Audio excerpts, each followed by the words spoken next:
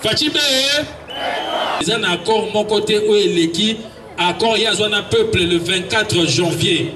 Tant après un serment devant le peuple congolais, ou un accord à ça un peuple congolais. À ça garant la constitution d'Abisso, à ça garant de la nation, mais à côté que soi-disant accord ou attente moi songolo pakala et ya que le peuple congolais comme souffrir à côté kamoté.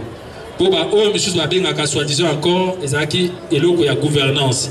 Boza na majorité biso toza na ngwende toza ndeni ne pomboka et avancer toza ba congolais to bomanate yango wana ndesa maki pe bato nyonso bavanda ki même na ba institution ba romona que mokonzi mboka atikali ko ça la différence entre ministre FCC cash bango nyonso ba ministre na ye. Et puis chose qui est quand même choquant, tant aux ministres vous êtes quoi appartenir à la famille politique na yoté. Ngai ton na okita na podium ton na zongi na ngona ministre na za sur ya AVCT na za mboka mobimba Congo. Donc ba ministre ba ko kota na ba guerre ozo salama entre parti songolo ou tendance songolo. Mais tout moni ou salami yango entre temps na ko donc malgré ça na ko pesa quand même des copies mabilu longonia pour na ndenga yaki prestation de serment pour alaxa qui indépendance d'esprit na ye. Depuis mon Mboka a commis, tout le monde gouvernement les a constitué. Tout le monde jeunesse, ils ont place nango. Les gens qui ont gouvernement, bah jeune, au moment où on a mis sa tourisme Mazana, il est très jeune. Sokotali même, bah oh, bah zaka nanga momosusu, ti bah réunir pendant 18 ans, bah so bah jeune na bangote. La vraie majorité yango, où ils a peuple, où ils votent Mokondi. Pé Mokondi Abima, chef de l'État, chef des armées, commandant suprême, magistrat suprême. Et ça grâce à la population oyo. Les vraies majorités yango oyo. Lundi ba constitution et kobanda. Biso nyonso peuple congolais tozala totala. Tozela retomber à ba consultation wana. Na sima retomber wana oyo mokonza kotanga osala adresse na ye. Kwa koloba biso de majorité to ko appuyer yango pour des changements réels et ça la manamboka oyo. Mboka oyo congolais mo ka kotika ba congolais mususu azate.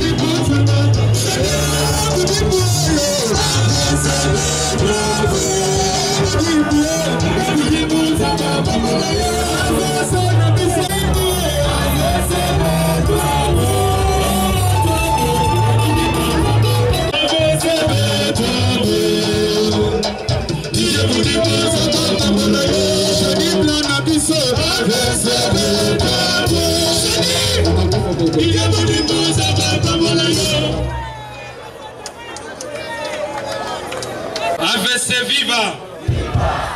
AVC viva! Et à Liboso, on a représenté mes excuses pour l'amour retard, mais Tobinga Maki n'a pas responsabilité, nous sommes où les APK dans le cadre parti, de l'autorité qu'on réalisé. Puis n'a repé Sabine sous merci Mingi pour malgré Moui, la monnaie que AVC est appelé parti dans Bissau. AVC viva! AVC viva! AVC viva! Mais son batangi mwana, barobo sortant à maman a été. Le rôle à AVC, Abima Nalibouma, UDPS. UDPS viva! UDPS viva! UDPS viva! Merci Mingi. Tosangani awa lelo parce que Bissonion Sotoza Banaya Congo. Mokondi Mboka, son excellence Félix Antoine Tshisekedi Tshilombo. Fatime! Fatime! Le Rangers. Pour le Rangers, Aza Moutou Oyo, tant qu'il na terrain, Azo balisé terrain pour ma troupe. Bissona Simato et Bakoleka. Donc, le grand combattant, Fachi Béton, le Rangers. Mokola le 23, Asaki discours. Discours wana et tout chaque Congolais nyon sonné si Kazali.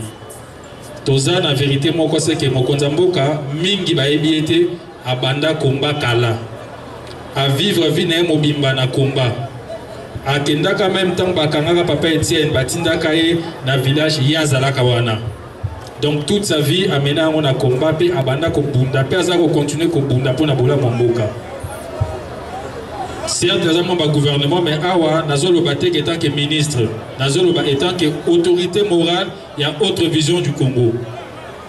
Donc on a le 23 à l'objet qui est la consultation populaire, il faut salement. Donc à vous consulter certains leaders, de façon à côté là, n'engembo kapo qui est malamo. Parce que jusque là, on a 2 ans, où pratiquement. Il y a beaucoup de salami. Il y a beaucoup de décrété qui ont gratuité de l'enseignement. Mingi, bazolinga comment dire, valeur na moté. Gratuité de l'enseignement, au moment où nous parlons, il y a presque 4 millions, il y a bana. Au bazar au lelo, comment la classe. Gratuité de l'enseignement, place bazara ko futa mbongo. Pour bana batanga mbongo wana ekoma lelo ekosomba lipa ekosomba koka ekosomba brique et ekosomba mutuka. Deuxième mesure à Makasi Mokonza Mboka salaki sous par rapport à la santé. Au moment où nous parlons, plus de 2500 médecins baza alignés au baza kozwa mbongo na bambo et ça m'a jamais Mboka na biso. Par rapport il y a revenu à enseignant. Enseignant baza qui entre 40-50 $, lelo baza au moins à 170 $. Pe baza na retard à terre à mon côté. À part ça, par rapport il y a état de droit. Nabamboule les cas qui moutou awaye ko ça n'importe quoi azominda ku ali fufu atali TV à l'aise. Lelo moutounion sont comme nengela. Pe lelo ndenge na lobaki dernièrement d'ici to koma na mboule zoya to komona par rapport AVC viva. AVC viva. To komona par rapport ya rendement ou ko salama na niveau ya économie ya mboka. Tokomona ke musala eza ko salama. IGF, inspecteur général à finance, on attend wakala azaka na impact azala moté lelo, mais lelo a commis soka koti na bureau batunyo so bakbazu pagay. Wana nyo seza pona ko asseoir état de droit. AVC viva. AVC viva. Donc Mokonza Mboka na vision na ye. Le chef de l'État a yate pour na kozwa bokondito pour envoiement. Pe na lobaki yango dernièrement, tina mokolo lelo Fachi Béton le Rangers nanu asobi ata 1 mètre carré ta lopango quelque part. Azako sala pe azako bunda pona bolamu na biso po lobby ba congolais to wa kozala digne. Depuis Mokonza Mboka a commis tout le gouvernement les a constitué. tout le monde jeunesse et une place nango. Les gens dans le gouvernement, bah jeune, au moment où on a mis sa tourisme Mazana, il est très jeune. Ce côté-là, même, bah oh, bah zaka nanga momosusu, ti bah réunir pendant 18 ans, bah ça va jeune na bangote. Mais leurs jeunes, les gens va se retrouver dans le gouvernement parce que mon conseiller qui a rajeunir au bah bengi classe politique. Qui veut dire que jeunesse, moutazo kanisa jeunesse, moutazo kanisa lobby. Jeunesse n'est qu'aux relève. D'où Mokonamboka, ce qu'il est en train de faire, il ne le fait pas pour lui, il le fait pour Nabiso, pour Nabana Nabiso. D'où jeunesse n'est reçoit relève. Ma consultation pour les Salama. Et c'est qui Moko Nabiso, Biso Nyos Nakati Nabiso, tu vas terroriser Yango. Pour ceux qui te terrorisent à moté, ils ont mal à monter. Pourquoi ils ont mal à monter? Tous la majorité Moko mécanique où ils ont mis en place. Mais la vraie majorité Yango, où ils ont peuple, où ils votent Mokondi. Chef de l'État, chef des armées, commandant suprême, magistrat suprême. Et ça grâce à la population. Les vraies majorités, il y a Fatibé, cette majorité, il faut continuer aussi à Mokonzamboka. Tout ça, la marche Moko au 80 millions contre 99 sénateurs. Les autres moni comment Bandeko O Bazo Lukaba garder Mboka na état ma bezalaki nenge lelo bakomi agité. Na baba balelo balobi biso moto bokamwe bato baloba te lelo bakomo loba pona discours ya 6 minutes. 6 minutes Mokonzamboka lobaki afini mutute alobi clairement na bandi mandat nanga yango to ki na deuxième année. Bandeko to tambola nazo monezo kene mopandi. Alors il faut na benga bandeko nyonso. O nyonso ebi kaza leader. O avant na kuna je pense au Katumbi o Bemba bino nyonso boyana nawa bo pesa ba idée na bino. Na ba idée bo pesa Mokonata la neni a regarder makambo pona bien na biso nyonso. Soki idée à chef de l'État, le garant de la nation, ezalaki que ami voix misato vanda na eka kaboe ayanga zanati na kosala babilo kwa na nyonso. Te pour ngaka vanda na ngwende na ye. Mais à l'obis, ça ne peut pas continuer. En 2 ans, certes, va avancer Salami, mais pas à niveau OIE aligné Salama. Aligné Salama, aligné et au-delà. D'où il y a un lundi, la constitution et Kobanda. Bissonion au peuple congolais, tous à la totale. Tous la retombée à la consultation. Nasima retombé wana. Oyo Mokonza Kotama, on l'adresse nae. Quoi Koloba. Ils des majorités donc appuyer pour des changements réels et ça la manamboka oyo mboka oyo congolais mo wanga botika ba congolais mususu azate ezate que oyo donc batumsu bavandi batambola toujours on va na mutu azana groupe yekune pas ne courir katana te ba voisins ne se courir katana to on continue na système wana te tozana ba richesse et belé et ko permettre congolais nyonso akwa ko se retrouver na bane oyo leki PIB na biso. Ils ont qui supérieur même na OE Afrique du Sud, ils ont qui égal na OE Canada. Ce qui mboka OE Kambamaka bien, je pense qu'il y a Eldorado de l'Afrique. Na seria kala bato alongwa ba mboka mususu po ba rotanga na Congo. Mais lelo est comment compliqué. Lelo ba congolais ne to comment ko bima pour nous que nous amayer ailleurs pour tozonga. Trouver qu'on continue bon côté. Trouver qu'on continue tel que et ça a peut-être 2% ba congolais ba 80 millions d'habitants en otage. Et tout le monde a dit que le Koyaka tombe à l'élection Koyaka. Kaka Nambongo bazui peuple congolais, y'a moni barobimisa pour na corrompre na polo, na t-shirt pour te pas voter bango, pour pas qu'on faire perdurer système yamabe ou la prédation ou les oignons pour le peuple. Mokonzamboka lobby a marché bon côté. Pe alobi boy, ils ont un accord mon côté où l'équipe accord y a un peuple le 24 janvier.